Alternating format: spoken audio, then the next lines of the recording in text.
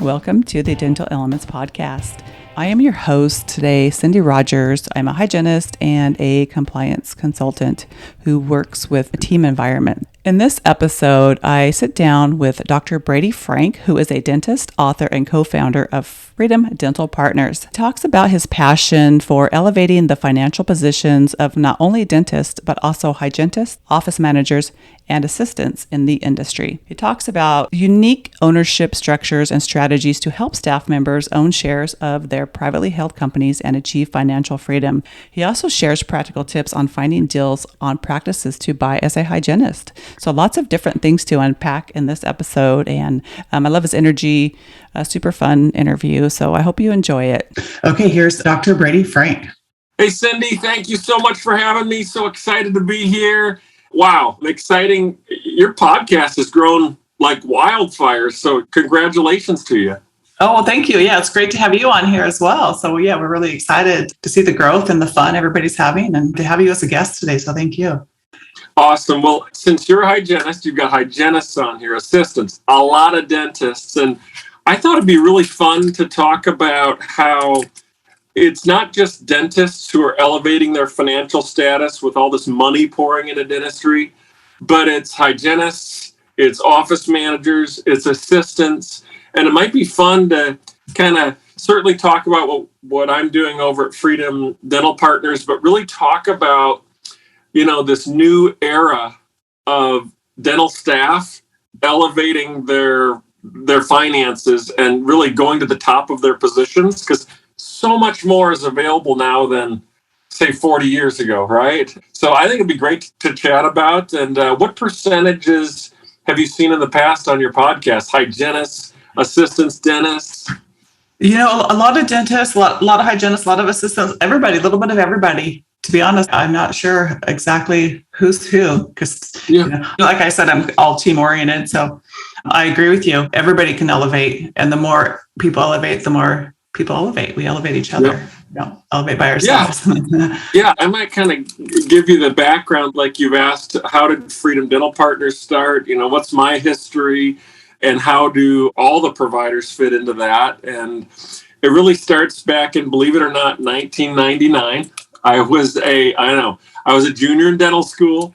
I had a wrist injury, and the wrist surgeon said, you might not want to choose dentistry as a career. Oh, no, in dental school? In dental school. Oh, no. Oh, my goodness.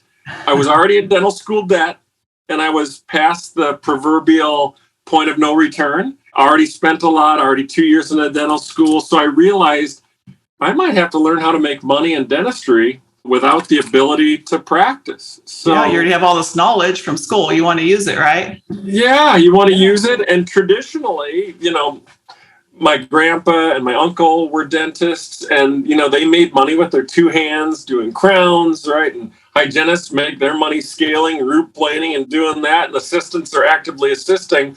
But few dental providers think about what would happen if I was disabled. What if I got in a car wreck? What if I couldn't physically do this stuff? Where does that leave us with our actual training? And the answer oftentimes is nowhere. And so I realized I needed to study the business side of dentistry. In 1999, after getting that news, I went to the Marquette Dental School Library. I studied dental transition books. And I ended up making the decision as a junior in dental school that I would, to protect myself, because I knew at any time fusing my carpal bones together would mean it would make it tough or impossible to practice dentistry. So I bought 2 practices right out of dental school, ended up buying 5 more, had 28 different associates over a 7-year period. And I realized that, yes, I loved clinical dentistry, but I also loved the business aspect of dentistry. And that propelled me on to helping other dentists buy practices, create groups. And then as private equity really got deep into dentistry, I started helping DSOs expand, create partner models where assistants, hygienists, and dentists could actually own part of the company.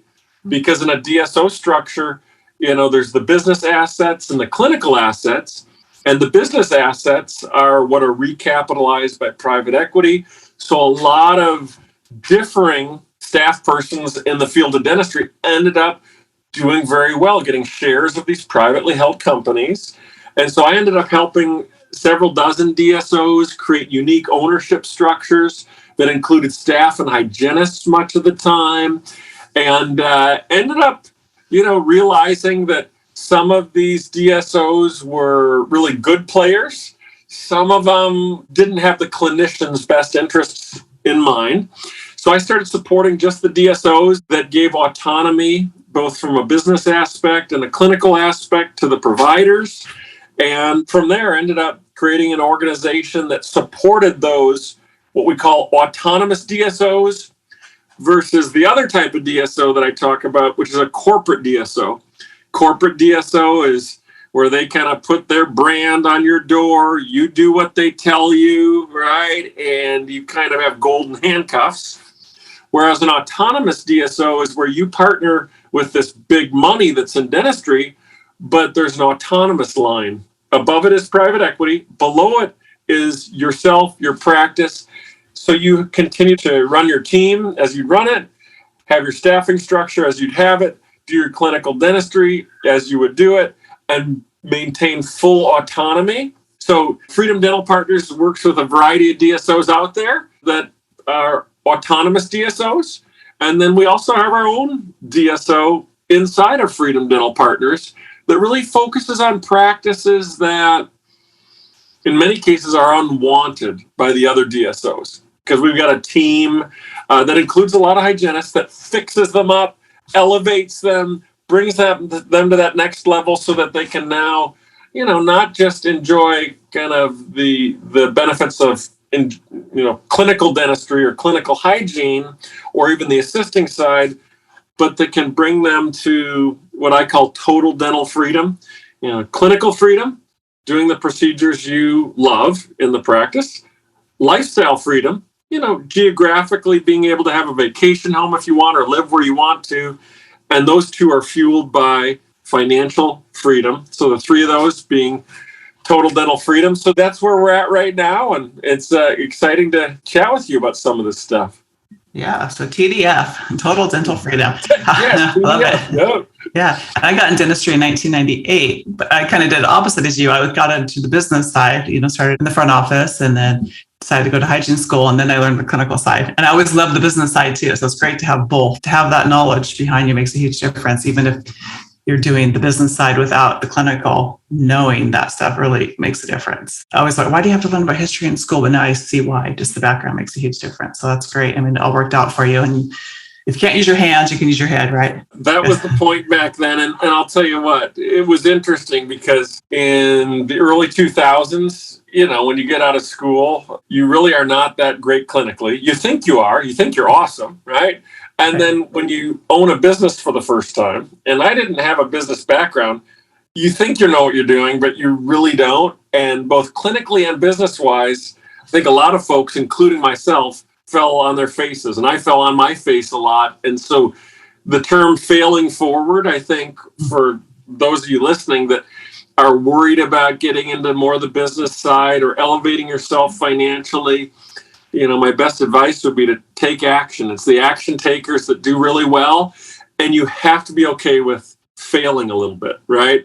Before you kind of get into that groove and find where your place is. It's like learning to walk. Nobody learns to walk without falling. And if you do, that's just weird. Yeah. There's something else going on now. Yeah. So tell us about Freedom Dental Partners. And how's that possible to have autonomy but still be part of a DSO? I mean, that sounds like having the best of both worlds. And some people would like just hand everything over, and that's great. And some people want to have autonomy. And how do you make that possible? Yeah, so I'll give you a little mini history of DSOs. There were 8 DSOs that started in the early 90s, and only a couple of those actually gave autonomy. And those were the ones that were big money, partnered with actual dentists. And there was one hygienist in there as well. 6 out of the 8 DSOs in the 90s bankrupted in the late 90s. And those 6 were corporate DSOs, where the providers weren't tied to kind of the financial benefit of conglomerating this business. And so those 2 that survived, and I'll be able to give more details if I don't give names, if I give the names of these DSOs, since I know the inside of them, I can't really go that detailed. So I'm not going to give DSO names because then I can go real deep. So the 2 of the 8 that survived, they ended up becoming over $1 billion DSOs, and they were autonomous. And what they found was this. Initially, they thought that having a corporate DSO structure versus an autonomous DSO structure would allow us to have more control of the doctor, more control of the staff, more control of the fees, more control of the systems, more control of the patients, more control of the vendors. And they figured from a business standpoint, intuitively, that's got to be better because we get to control it. Well, they found that there's a key word that they really didn't understand at that time, and that was alignment, and especially financial alignment. And what that simply meant was that if it was good for the private equity company, or is good for the private equity company, it's got to be good for the provider as well, both financially and clinically. So what they did is they looked back on the 2 DSOs that survived out of the initial 8 DSOs that were big ones in the 90s. They found that when the providers were tied to the financial rewards of that business, and they let the clinicians do what they did best, right? That the clinicians and their teams were able to elevate those practices financially, and it wasn't the big smart Wall Street folks that were able to grow it. So the autonomous DSOs now are winning big time. And so I believe in our profession in dentistry, it's not a question of will DSOs win at the end of the day or not. Everyone believes that dentistry is having big money come in, and there's no stopping that. I believe the battle is this. Do we become like medicine, corporatized, with a corporate MSO? Right now, all of medicine is corporate MSOs. They never got the chance to fight the battle and have autonomous MSOs. You can see it with the insurance companies, Cigna, Blue Cross Blue Shield. They have golden handcuffs, these physicians. And right now, if we can win the battle of autonomous DSO versus corporate DSO, then we as providers can run our practices like we want to run them. We can be tied to the financial gains as we are conglomerated as an industry. And then at the end of the day, once we do become conglomerated, because I think we all understand that that is going to be a fact, well, at least let's be conglomerated with us providers making our fair share of the tens of billions of dollars that are pouring into dentistry. And let us providers continue to have freedom in our practices. And freedom equals autonomy. If we can have autonomy with our patient basis, with who we add as partners to the business, even hygiene partners, assistant partners, managers that can be partners at that level, because we can do that as opposed to the old PC models. That, I think, is the battle we're fighting. The autonomy versus the corporate structure in the DSO market today. Yeah. And so it's like giving the actual provider and the people doing the work, the team, the money instead of the insurance company. Really, let's be honest, they control everything. That's the biggest DSO corporate thing ever. So that's a whole nother topic that we need to totally is address at some point. Yeah. So I think that's great. When did Freedom Dental Partners start? How did that get going? And you saw a need for wanting to have DSOs help practices out with services, and what do you provide, and what's all involved in that? I operated something called the DDSO Alliance, Dentist-Owned DSO Alliance. Wrote a couple books. Here's an old one, DDSO Strategies, and it's talking about thriving in dentistry's new economy. And through that alliance, a lot of the dentists were selling to DSOs, and I was helping them sell. And they would tell me what they liked and what they didn't like about their partnership with private equity through a DSO. And a lot of them were getting pretty good values, right? Better values than if they sold to a dentist. But what we found is they could reap back a lot more on their sale if they clump together and sell as groups to these private equity firms. So that's when I started putting groups together to go to market, and the dentists would get a lot more, like many millions more in many cases. And beyond that, they didn't just get higher valuations, higher sale prices. They actually got to control their terms better. So it was almost like a union. You get a few people together and you're going to get better terms. And so ended up doing that in small scale. Then we started doing it in larger scale. So now we have hundreds of dentists banding together to get better pricing and better terms for their unique partnership with private equity when it becomes time for them, whether they're in their 30s or 70s. And it's different for everybody. So that's kind of where it started. Myself just helping smaller groups end up finding their ideal transition strategy. So you kind of match groups up, or dentists or practices up together, and have them kind of join forces, kind of like we do a lot of collaborations and join forces, and you kind of sell them, or you have people invest in them. And so that helps keep them going, gives them resources without all the extra stress to keep their businesses going. Yeah, and then they give a percentage to the DSO or the manager.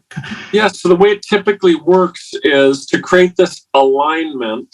What happens is this dentist, who typically has some debt, wants to get rid of all their debt, both business and personal, and then be left with maybe $2 or $3 million in their retirement account, and then have this upside, this business benefit as from being part of a bigger group that is funded or capitalized by one of these big private equity groups.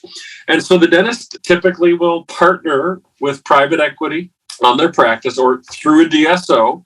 And they on average get 70% in cash and 30% in stock in the whole enchilada, this big company with all these dental practices. So what happens is they get a lot more money up front than they would selling through any other resource. They get rid of all their debt.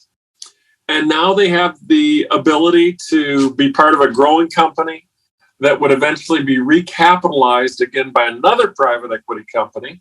But now they're doing it on someone else's dime, and that's private equity's dime. So they're not having to take on new debt to expand. They're not having to pay, big sign-on bonuses for staff. And they get, of course, discounts on supplies, lab, better insurance reimbursement. They're bigger, more enterprise pricing. And that makes sense to me because I talk with a lot of innovators and entrepreneurs, and a lot of people do, like any startups, they do get private equity money or investments. And so for one dentist to have to do it all by himself, that's a lot too. Besides doing clinically, like the business, and you're just holding so much on your back and the team and the responsibility. And the only money you have in coming in for some of these people are what the insurance company give you a few pennies here and there. And so it is a lot to hold for one person. So having that option, that freedom, is really great for a lot of people, I would think. Yeah, it is. And for some dentists, they say the majority of dentists, don't love the business side. They love the clinical. Right. And so this super funds their retirement, lets them still have full control of their team, their patient base, and they have that kind of weight lifted off their shoulders of the financial side. And it can be a lot more fun working in collaboration, like you said, with a team of others who have the same goal, that are aligned. And, the ADA had a survey. It showed that it's almost the majority of dentists are depressed. Well, they found that in large part, and I think this might hit hygiene as well, we're in that single room, treatment room with one patient, not a lot of collaboration. And it can be very tedious work, both hygiene and dental. And, when groups get together, when dentists get together, when teams get together, the collaboration is a lot more of a team environment. And really, I found staves off any depression that one might be at risk of. Yeah, as a hygienist, you miss out a lot on that because it's kind of like you're being whipped to get back to work because you're producing and you're costing so much money if you're saying hi to any of your team members, or if you're even taking a lunch, or God forbid, a bathroom break. That you just feel like you're the enemy, and so it is really lonely. It can be depressing, and the only, you get to talk to your patients if you're lucky to have enough time. Some places, but and so a dentist as well. And then if you do have a second, you have to go do the business side. And if you're lucky enough to enjoy the business and be good at it, and you can balance both, that's fantastic, but that has to be rare. Yeah, and to be happy and to have a family. Guess what I saw today? A squeezed pea. That's right, a squeezed pea. Do you know what a squeezed pea is? Well, if you don't, I'm going to tell you. A squeezed pea is a pea pod. So it's a pea pod, and there's 3 little peas in the pod, and one of them has a cute little smiley face on them. And what you can do is give these to your patients if they're anxious or nervous, or perhaps if you want one yourself. And you just squeeze the little pods until you pop the peas out. Kind of like edamame, you can pop the little peas out. Anyway, super cute little green peas, and one of them has a cute little smiley face on them. So yes, squeeze peas. I know you want one. I know you want to squeeze one. I know I do. I'm going to get me one. So check out smilemakers.com and use code DAP20 to get yourself some squeeze peas. DAP20 for 20% off of any order. It doesn't have to be squeeze peas. Just go to smilemakers.com. Cheers. And to speak a little bit about the hygiene component of a lot of these groups that we put together through Freedom, a lot of hygienists, because of the shortage of hygiene, have asked for higher hourly rates. And a lot of them feel comfortable with their hourly rate. But the reality is, many of these models throughout the Freedom system relate to the profitability of the business, which can be a lot higher than the hourly rate. And so really a lot of the new hygiene models out there relate to that hygienist's productivity and the soft tissue program, not just an hourly rate. And if I were a hygienist, I would prefer to, have business profits from my sector that I'm working in, not just an hourly rate. Yes. And you're going to do better, and you're going to work harder, and you're going to be happy about it. I just worked for commission for the first time at my last position, and it was so much better. Before I'd be like, oh my gosh, I got to do a full mouth. And, why can't one of the assistants do it? They're not doing anything. And now I'm like, no, don't help me. I got it. Like, I can do this in 10 minutes. It totally changes your perspective because you're getting paid for it. It makes it so much better. And then the assistants are happier. The front office is happier because you want patients to come in instead of hoping your patients don't show up because you still get paid whatever hourly. You want them to show up. So the energy in the practice changes because you want your patients to come in. You're not given that. Everybody's like, oh, please don't come in. I just need a break. And you get paid no matter what sometimes. You want them to come in. Yep. And it just changes the whole perspective for everybody. Well, and think about this. I think hourly pay rate related to both dental assistants, management, hygiene is antiquated. All the models to pay dentists are all based on a percentage that relates to the business. And it not only influences the revenue to the provider, whether it be a hygienist or whoever, but it also influences patient care because they have shown in multiple studies that business owners care more about the customer than someone who's hired to manage someone else's business because they care about that experience of the customer or experience of the patient. And when you're paid on commission, if you will, or a percentage of profit, if you will, you actually care about getting great reviews, having that customer or person come back again, right? A lot more, I believe. And that's kind of the way America's system has been built, whether we like it or not. And so I really do believe to treat providers like hourly paid positions in some dollar store isn't the way that patients win or staff or teams or businesses win. Yeah. You could tell the difference when you walk into some place, like, oh, they're working on commission, whatever, or they're part of the team, or they take ownership, or, oh, they they could care less. You could just tell when you go into some places as well. I might say one thing to that. A lot of dentists think, oh, I can't pay on profit or commission. You can. It is non-clinical persons that cannot use those types of profit sharing, revenue stream sharing, commission streams. Licensed clinicians, like hygienists, can receive a percentage of profits. And that's due in large part to the movement of, and a lot of states have adopted this, a lot more independence with hygiene.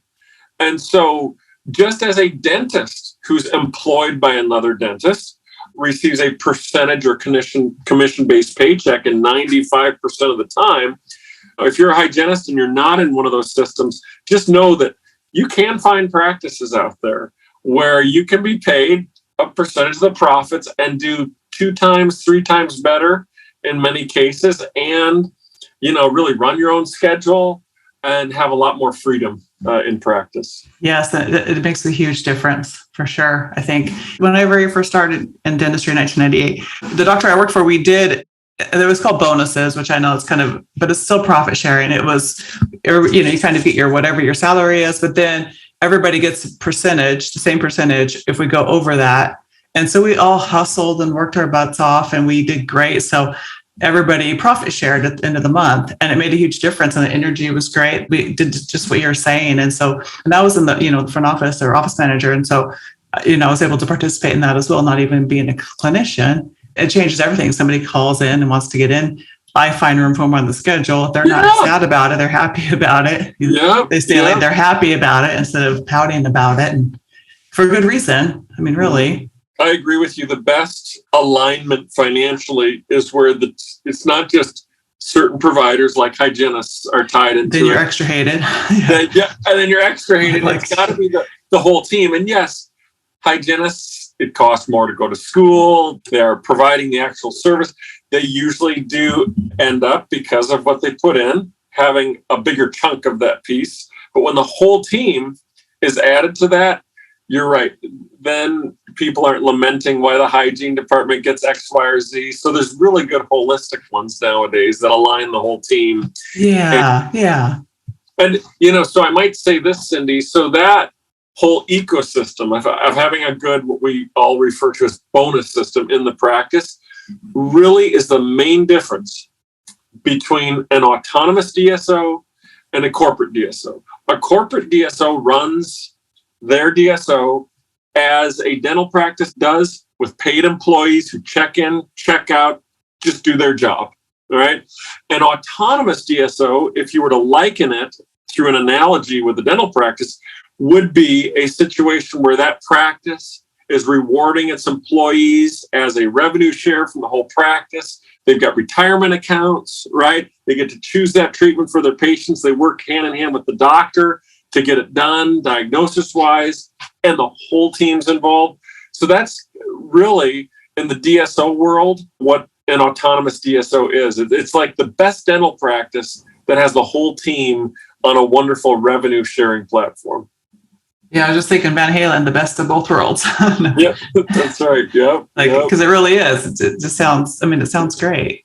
So, hey, Cindy, what states now is independent hygiene through the boards and good? I know Colorado.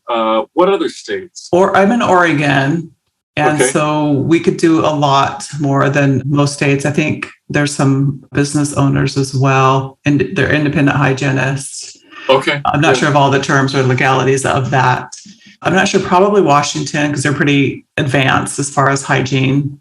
Colorado, I don't know for sure, to be honest. They're so different across the states, which is crazy. It is true. Well, so there is a movement right now where hygienists are owning practices. And a lot of hygienists think that their ownership of a practice, a dental practice, is related to what the hygienist can do in that state. So any of you hygienists that are listening right now, your ability to own a practice is more related to DSO law, the separating of the business assets from the clinical assets. So I believe in the next 5 years, more and more hygienists will own practices, because I believe there are hygienists that have been around for a while, have great patient bases, understand running a business. And sadly, a lot of our dentists getting out of school are not business people. Have you noticed that? Yeah, and I think a lot of them would love to work for a hygienist, honestly. That's what I'm talking. Some of us, have the dental business background. Well, if you think about hygienists, the ones that are really running great soft tissue programs, that are leading teams, they are hygienists that have worked their way up the business ladder as office managers first, then became hygienists. They are awesome prototypes for practice ownership. And so Freedom Dental is also about empowering any clinician or any person in dentistry to own a practice, right? So you're saying I should buy a practice, own a practice? That's right. And then and in that model, they bring on dentists. Yes, they're hiring the dentists. But once again, that dentist is also, if you do it right, aligned, incentivized by the business profits. They just didn't take on, the financial obligation to buy the practice, right? But stress, yeah. But the stress, but they can become a minority owner and all these good things. But so I think we're going to see that the next 5 years, more and more hygienists owning practices, not through this independent hygiene movement, but more through the legal structure of a true DSO, which costs a little more to set up. It's getting more and more reasonable as more and more DSOs get out there. But hygienists owning practices through a compliant DSO structure will be really big across our nation the next 5, probably 10 years as well. Yeah, I see that. I think that would be great for sure. And preventative care, a lot of dentists now, because we do preventative care and pretty much we don't do everything, but we do a whole assessment and the dentist will come in and pretty much we kind of tell them what's there and they just have to go confirm, so they really, a lot of them already do rely on us. Yep. Because they trust us and they know that, we can see things and then they'll kind of see and confirm. And so some of us are already doing that anyway. So why not make it more beneficial? Yeah. Yeah. So how does somebody get into that if they were interested in owning their own business as a hygienist? Is something that they would contact like you or for like a DSO or to get the legalities of that? Yeah. So if you're a hygienist and you want to be able to own, here are the really good opportunities that are out there. The DSOs are only really partnering with or buying practices over 1.4 million. And those practices are pretty expensive. Most hygienists that have been around a while realize how quickly a practice can grow with just some good business practices in there. A nice bonus system, getting some marketing out, a good recall system, keeping more of the procedures in-house, not referring all the root canals out and implants. And so the hygienists that have done the best doing this are typically the ones that find practices that are doing under 1.4 million. And because the DSOs don't want those, you can buy them dirt cheap, okay? Dirt cheap. And so what you want to do is buy a practice where the provider, the dentist provider, is also in minority ownership. Because a hygienist that owns a practice without a doctor is at risk. So if you have a doctor and you let the doctor own 20% of the practice, then you're in great shape. You've got that doctor, you can add another doctor to that, an associate or partner or what I call a trial partner. And so you can also get really good deals on these practices where the sellers actually seller finance you. You don't have to go to the bank. And so in every community out there, there are practice deals available. So if you're a hygienist and you want to look for an opportunity, oftentimes what you would do is find a dentist. Many hygienists know of a dentist that they've met, right? Who may work for a DSO, may work for someone else. If you can bring a dentist with you to do that, and you can say, hey, dentist, let's do this together. Let's buy a practice, right? I'll take on X, Y, and Z. Those have been some of the best situations where hygienists can get into. They've got a dentist they're partnering with, maybe a minority partner. The hygienist has found this deal they're going to do. And now they end up going in, kind of being the practice manager, managing the manager, growing it as an investment. And that has worked really well. And there's also sorts of combinations in between, but there's practices all over right now. And once you get them over that 1.4 million a year threshold, they become really, really valuable, like $2 to $3 to $4 million upside. And just one practice that a hygienist can buy for like $400,000 or $500,000, the cost of a rental house, right?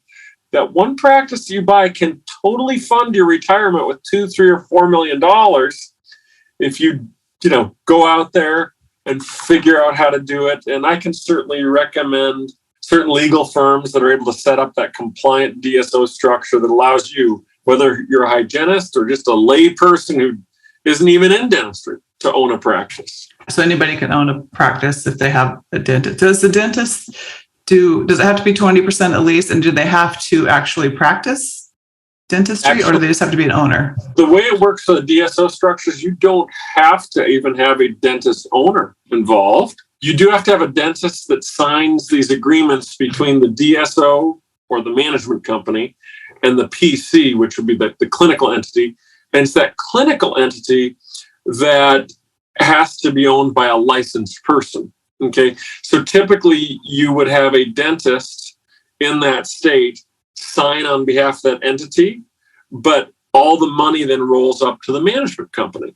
And that dentist does not need to own any part of your management company or DSO, but you usually want them to.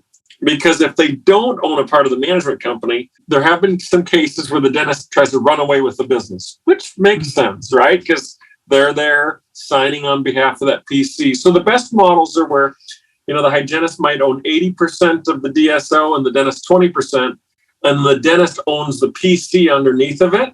And those have been great working relationships. Even there's some 50-50 deals where a dentist and a hygienist partner together. The hygienist usually is kind of the business person. The dentist is someone that's like, I see all these great opportunities in dentistry. I want her to deal with that team, right? Because let's face it, most introverted dentists get steamrolled by their type A, oftentimes majority female teams, right? These dentists who are introverts, they are not good at managing teams. They're really, really bad, right? Yeah. And so a introverted dentist with a type A, and let's face it, hygienists, it's hard to get into hygiene school. A lot are driven, achievement-oriented females in hygiene. They're like awesome managers. So that you're generally an introverted dentist with an awesome business hygiene manager type person that team up together. And that has been a winning combination, which, by the way, is neat for your podcast because you've got dentists and hygienists, and you should create a little matchmaking thing, right? Because it could be pretty powerful for folks watching your podcast. Yeah. No, I think it's great. I think this is great information for people that aren't even aware of this. And it's something that people could be aware of. And you bringing this out and letting people know about it is great. What they can do in dentistry and the business side and what's out there. There's so many different options that are available that we don't even hear about. So it's so true. And it'll be an exciting 5 years. And really what a lot of this relates to with hygienists investing in practices, dentists investing in multiple practices is really just about, how do we, keep dentistry in our own hands, keep it autonomous or having that freedom, but B, how do we make sure that from the tens of billions that are pouring into dentistry, how can we as providers that really are the lifeblood of the whole dental ecosystem in the US, how do we as providers end up with a big chunk of those billions, right? And not just let it go to the Wall Street suits. And at the end of the day, that's what Freedom Dental Partners is all about. Maintaining your freedom as a clinician, but getting your fair share of the tens of billions that are pouring into dentistry. And that's whether you're a dentist, a hygienist, an office manager, or even a dental assistant. So this is really the age of empowerment of all providers at the practice level, I believe. Yes, I love it. Yes. Well, thank you for being on the show today. I could talk to you forever. You have so much insight, and maybe we can have you back again someday to follow up and talk some more. How can our listeners find you or get a hold of you? There's a website that I think it's drbradyfrank.com. I should check it out. I think it's drbradyfrank.com or becomethedso.com. Freedom Dental Partners is out there as well. But there's a bunch of supporting information that folks can grab there. And I can certainly give that to you, Cindy, so you can share it with any of your listeners. Yes. And if you are a dentist and you do have a practice and you're like, hey, I want to add it to the mix, we do a seminar for about 100 dentists every 10 weeks. And it's a Become the DSO Seminar where the dentists become the DSO. And that really allows you to free up a lot more finances for yourself and maintain that freedom also. So coming to a seminar may be a good idea for a lot of you, or checking out one of our websites. Okay, great. And we'll put your link in the show notes as well. And then also on the website, rootun.com, we'll have that. And then if you can provide those resources, we could get those up there as well. Well, thank you, Dr. Brady Frank. Cheers to the future in the next 5 years. Yes, right. Empowering our providers, right? Hygienists, dentists, office managers, staff, everyone. Empower each other, everybody. Thank you for listening to this episode of the Dental Elements Podcast. We truly appreciate your support and helping all these fine dental professionals share information with you, our listeners. And a very special thank you to Smile Makers for helping us make that happen. They are offering our listeners 20% off of any order by using code DAP20. That's right, 20% off any order. So DAP20, smilemakers.com. Check them out.